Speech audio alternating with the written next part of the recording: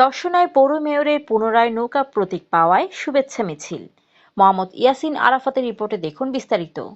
চুয়াডাঙ্গা জেলার দর্শনা পৌরসভা নির্বাচনের বারবার নির্বাচিত বর্তমান মেয়র পুনরায় নৌকা প্রতীক পাওয়ায় ফুলেল শুভেচ্ছা ও শুভেচ্ছা মিছিল দিয়েছে দর্শনা সরকারি কলেজ ছাত্রলীগ, যুবলীগ ও আওয়ামী লীগ।